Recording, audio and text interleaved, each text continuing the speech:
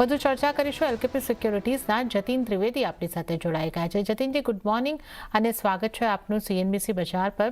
તો જતીનજી, જે રીતે આપણે સ્થિતિ જોઈ રહ્યા છે, ડોલર ઇન્ડેક્સમાં ખાસી એવી નરમાશ હવે આપણે 98ની આસપાસના સ્તરે આગળથી જોઈ રહ્યા છે અને રૂપિયો મજબૂતી સાથે 85ના સ્તરની આસપાસ કારોબાર કરી રહ્યો છે।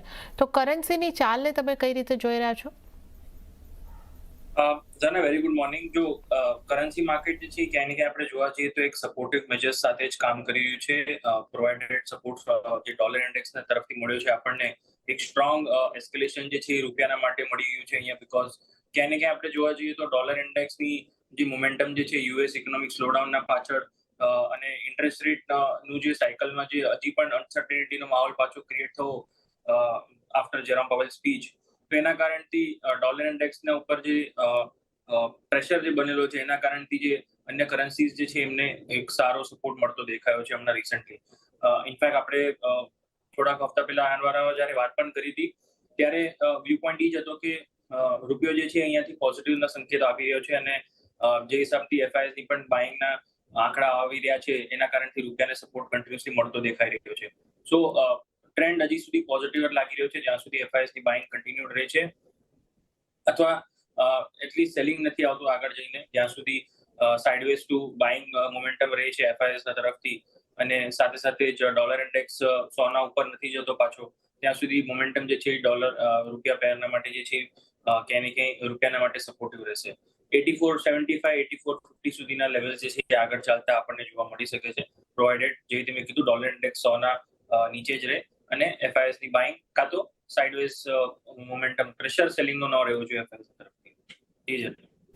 ઓકે, તો આપણે રૂપિયાની જો વાત કરીએ તો હવે આપણે 84.75 84.50ના લેવલની પણ અહીંયા આગળથી આશા રાખી શકીએ છીએ। તો જે સ્થિતિ પરિસ્થિતિઓ અહીંયા આગળથી આપણે જોઈ છે કે જે રીતે જતીનજીએ સમજાવ્યું, જો ડોલર 100ની નીચે જ રહેતો દેખાઈ શકે છે તો આપણે આ રીતની મોમેન્ટમ જોઈ શકીએ છીએ। ત્યારે જ આપણી સાથે જતીન ત્રિવેદી પણ જોડાયેલા છે। જતીનજી, સોનાની આ જે રેકોર્ડ રેલી આગળ ને આગળ જે રીતે આપણે વાત કરી વણથંભી વધતી જઈ રહી છે, કઈ રીતે તમે જોઈ રહ્યા છો? સોનામાં હવે કયા સ્તર બની શકે અને નિયર ટર્મ માટે અને થોડું જો આપણે લાંબા ગાળાનો વ્યૂ લેવો હોય તો સોના માટે તમે કઈ રીતની સલાહ આપશો?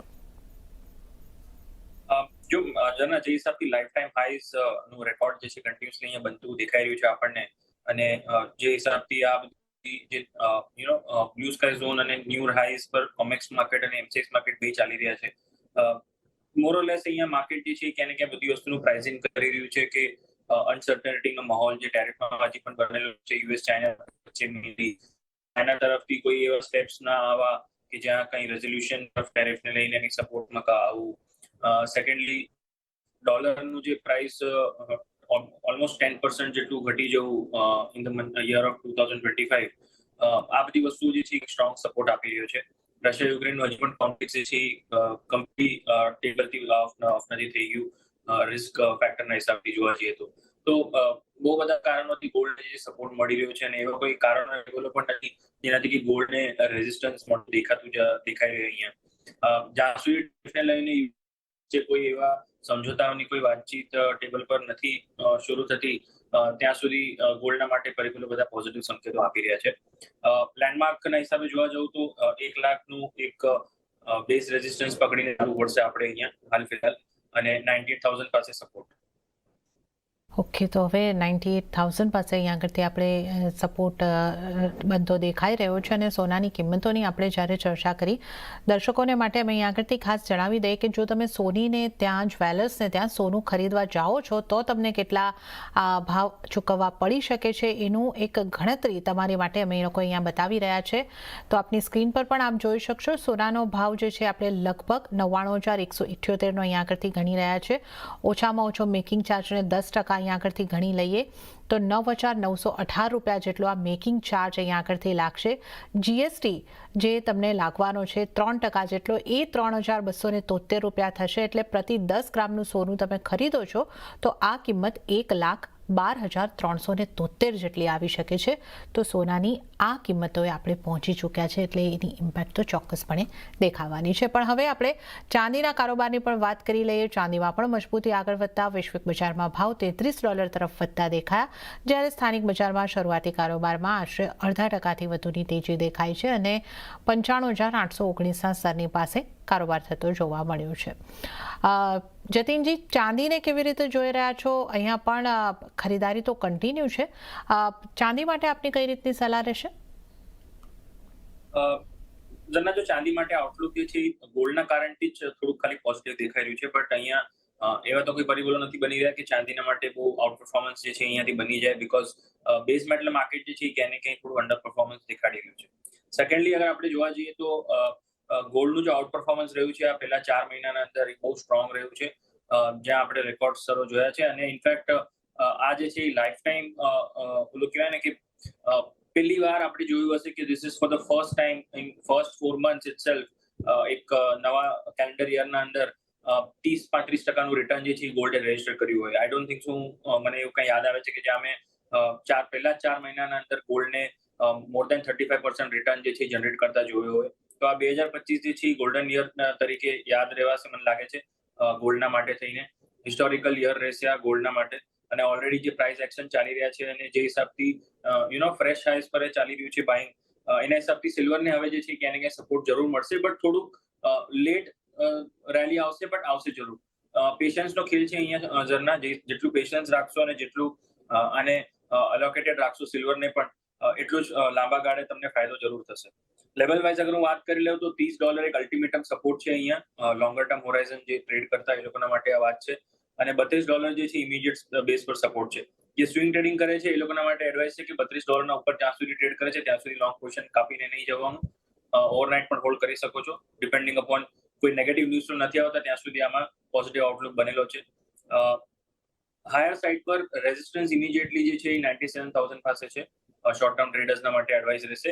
અને લોંગર ટર્મ હોરાઇઝન જે પકડીને ચાલે છે એ લોકોના માટે જે મેં સલાહ પહેલા પણ આપી હતી, 1,10,000 1,15,000 સુધીનો લેવલ્સ જે છે આ વર્ષે તમને દેખાશે. એના માટે થઈને આ પોઝિશન હોલ્ડ કરવી બહુ જરૂરી રહેશે. જી જન.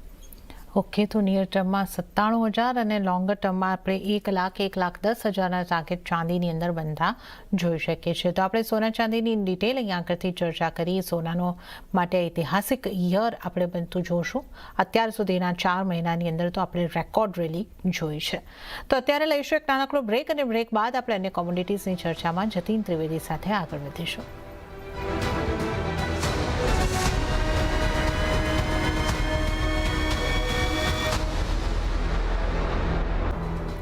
બ્રેક બાદ કોમોડિટી લાઈવમાં આપનું સ્વાગત છે. અને આજે કોમોડિટીઝ અંગે ચર્ચા કરવા આપણી સાથે જતીન ત્રિવેદી જોડાયેલા છે. મેટલ્સના કારોબારની વાત કરી લઈશું. તો શરૂઆતી કારોબારમાં સ્થાનિક બજારમાં એલ્યુમિનિયમ સહિત તમામ મેટલ્સમાં મજબૂતી જોવા મળી છે, જ્યાં કોપરમાં સૌથી વધુ 0.5%થી વધારેની તેજી હતી. અને વૈશ્વિક બજારની જો આપણે વાત કરી લઈએ તો ડોલરમાં નરમાશની પોઝિટિવ અસર બેઝ મેટલ્સ ઉપર જોવા મળી છે. જતીનજી, મેટલ્સને તમે કઈ રીતે જોઈ રહ્યા છો? થોડી મજબૂતી આપણને દેખાઈ રહી છે, પણ ડોલરમાં જેટલો ભારે ઘટાડો દેખાયો છે એ રીતની ઇમ્પેક્ટ આપણને મેટલ્સની અંદર સ્થાનિક બજારમાં તો નથી દેખાઈ રહી. આપ કઈ રીતે જોઈ રહ્યા છો? જના રાઇટલી પોઇન્ટેડ, બીકોઝ જે હિસાબથી રિસ્ક સેન્ટિમેન્ટ વધેલું છે ગ્લોબલ માર્કેટ્સના અંદર, અનસર્ટનિટીનો જે માહોલ છે જેના કારણથી બેઝ મેટલ માર્કેટ જે છે ઇન્ડિકેટ કરતું હોય છે કે આગળ ચાલતા ઇકોનોમિકલ કન્ડિશન્સ કેવું રહેવાનું છે. જેવી રીતે ગોલ્ડ ઇન્ડિકેટ કરે છે કે કેટલું અનસર્ટનિટીનું માહોલ અને કેટલું રિસ્કનું માહોલ છે, એવી રીતે જ બેઝ મેટલ માર્કેટ જે છે ઇન્ડિકેટ કરે છે કે આગળ ચાલતા ઇકોનોમિકલ કન્ડિશન્સ કેવા રહેવાના છે. જે હિસાબથી હમણાં ઇકોનોમિકલ કન્ડિશન્સનું અનસર્ટનિટી છે અને ક્યાંય ને ક્યાંય સ્લોડાઉનનું સંકેતો છે વેસ્ટર્ન સાઇડ ઓફ ધ વર્લ્ડમાંથી, એના કારણથી જે બેઝ મેટલ માર્કેટનું ડિમાન્ડ સાયકલ જે છે આગળ ચાલતા થોડુંક લેકલસ્ટર રહી શકે છે, જેના કારણથી આ પ્રેશર આપણને બનતો દેખાયો છે. અને મેઇનલી વધી નથી રહ્યા prices, that is the main reason. જ્યારે બી આ વસ્તુનું એક ઉલ્લેખ સર્ટનિટી બનશે કે થોડુંક રેઝોલ્યુશન તરફના વાતચીત અગર જો ચાલુ થાય તો જ અહીંયા બેઝ મેટલ માર્કેટ તમને સ્ટ્રોંગ આઉટ પરફોર્મન્સ દેખાડશે. અથવા ફિલહાલ જે ટ્રેન્ડ ચાલી રહ્યો છે એ સાઇડવેઝ ટુ વીકનેસનો ટ્રેન્ડ છે. થોડુંક અહીંયાથી શોર્ટ કવરિંગ રેલી જરૂર મળી શકે છે. છેલ્લા 2-3 દિવસથી આપણે જોવા જઈએ તો સારા અમથા સપોર્ટ જે છે ક્યાંય ને ક્યાંય લેવામાં આવી રહ્યા છે, બીકોઝ ચાઇનાના અનાઉન્સમેન્ટના પાછળ સ્ટિમ્યુલસ પેકેજીસ અનાઉન્સમેન્ટ થઈ શકે છે, ઇકોનોમિકલ સપોર્ટ આપી શકે છે ચાઇના પોતાના કન્ટ્રીને. એના કારણથી ક્યાંય ને ક્યાંય થોડુંક સપોર્ટ અહીંયા જરૂર લીધું છે, અને સાથે સાથે ડોલર ઇન્ડેક્સના વીકનેસના કારણે પણ 855 થી 860 સુધી કોપર એકવાર રેલી કરી શકે છે. 840 ના નીચે તમારો સ્ટોપ લોસ રહેવો જોઈએ. 848 થી 845 ના વચ્ચે તમારે આ બાઇંગ કરવાનું છે. ઝિંકના માટે પણ થોડા પોઝિટિવ સંકેતો છે. જ્યાં સુધી પ્રાઇસીસ 244 ના ઉપર ટ્રેડ કરે છે ત્યાં સુધી એના અંદર બાઇંગ સાઇડનું ઇનિશિએશન કરી શકાય છે. ટાર્ગેટ જે છે મિનિમમ અરાઉન્ડ 252 થી લઈને 254 ના વચ્ચે રાખવાનું રહેશે. જી જાન. ઓકે, તો કોપરમાં અને ઝિંકની અંદર ખરીદારી કરીને ચાલી શકો છો. કોપર માટે 848ની આસપાસથી ખરીદી કરો. 849નો સ્ટોપ લોસ, 855 860ના ટાર્ગેટ બની શકે છે. અને ઝિંકની જો આપણે વાત કરીએ તો 252 256 સુધીના ટાર્ગેટ માટે ખરીદારી કરીને ચાલી શકો છો. તો આપણે મેટલ્સની વાત કરીએ, અને હવે જો આપણે ક્રૂડના કારોબાર ઉપર પણ નજર કરી લઈએ તો ગઈકાલના ઘટાડા બાદ ક્રૂડ ઓઇલમાં ફરી નીચલા સ્તરેથી રિકવરી આવતી દેખાઈ અને બ્રેન્ટના ભાવ $67 આસપાસ પહોંચતા દેખાયા છે. નાઇમેક્સ ક્રૂડમાં પણ 1% જેટલી પોઝિટિવિટી રહી છે અને $63.73 આસપાસ કારોબાર દેખાઈ રહ્યો છે. MCXની વાત કરીએ તો 0.5%ની ખરીદારી 5,375 ઉપર દેખાઈ રહ્યો છે. અહીંયા US અને ઈરાન વચ્ચે વાતચીત શરૂ થતાં સપ્લાય ઘટવાની ચિંતા ઓછી થવાને કારણે સાથે જ મે મહિનાથી ઓપેક ક્રૂડનું ઉત્પાદન 411 લાખ BPDથી વધારશે તેવા અનુમાનને કિંમતોની ઉપર એક અસર ચોક્કસપણે દેખાઈ રહી છે. જતીનજી, ક્રૂડને તમે હવે અહીંયા આગળથી કઈ રીતે જોઈ રહ્યા છો? જે રીતે અહીંયા આગળથી US અને ઈરાન વચ્ચે વાતચીતની વાત તો થઈ રહી છે, પણ એમની વચ્ચે કોઈ સમાધાન થવું એ એટલું બધું સરળ નથી હોતું. તો ક્રૂડમાં કેવી ઇમ્પેક્ટ રહેશે? આ જે ટોપિક જે છે US અને ઈરાનના વચ્ચેનું જે સેટલમેન્ટ થવું કે ન્યુક્લિયરના માટે થઈને વાતચીત કરવી આગળ, આ બધી વસ્તુઓ ખાલી ક્રૂડના માટે જે છે ને એક વોલેટિલિટીનો કારોબાર માટે રહેશે. આનો આઉટકમ જે છે મને નથી લાગતું કે કોઈ હિસાબે અહીંયા એક નિયર ટર્મમાં કે ઇમિડિયેટ બેસિસ પર કંઈ દેખાશે. આ ટોક્સ જે છે બસ ખાલી એક સાઇડવેઝ વોલેટિલિટી વધારવા માટે રહેશે ક્રૂડના માટે થઈને. અંડરલાઇન જે ટોન જે છે એ છે ક્યાંય ને ક્યાંય વેસ્ટર્ન સાઇડ પર સ્લોડાઉન, જેના કારણથી ડિમાન્ડ સાયકલને problem. Eastern side of the world ત્યાં આગળ ડેવલપમેન્ટ્સ બનતા રહેશે અને જેના કારણથી થોડોક સપોર્ટ પણ મળતો રહેશે. વોલેટિલિટીના સાથે રેન્જના અંદર ટ્રેડ કરતું રહેશે. અહીંયા આગળ ક્રૂડ $60 થી લઈને $58 નાઇમેક્સ ક્રૂડ જે છે એ લોઅર સાઇડ પર જઈ શકે છે અને $66 થી $67 સુધી ઉપરમાં જઈ શકે છે જ્યારે બી પોઝિટિવ ન્યૂઝ ફ્લો ચાલુ થશે. નાઇમેક્સ ક્રૂડની સાથે વાત કરું છું. MCX પર જોવા જઈએ તો 5,000 થી લઈને 4,900 લોઅર એન્ડ પર સપોર્ટ છે. ત્યાં સુધી સ્લિપ થઈ શકે છે પ્રાઇસીસ. જ્યારે બી સ્લિપ થાય ત્યારે બાઇંગ ઓપોર્ચ્યુનિટી રહેશે. હાયર સાઇડ પર 5,600 થી 5,700 સુધીનો રેઝિસ્ટન્સ પણ સ્ટ્રોંગલી પ્લેસ છે. તો બેટ કેવી રીતે કરવું અને ટ્રેડ કેવી રીતે કરવું, આના અંદર એક વસ્તુ ધ્યાનમાં રાખવી, બે સાઇડના ન્યૂઝ ફ્લો આવી શકે છે આગળ ચાલતા. વોલેટિલિટી બહુ વધશે, હું વાંચો કહું છું. 5500 ના આજુબાજુ મળે ત્યારે શોર્ટ કરીને ચાલો. 5650 ના ઉપર સ્ટોપ લોસ રહેશે તમારું અને 52 સુધીના 5200 સુધીના ટાર્ગેટ રાખો.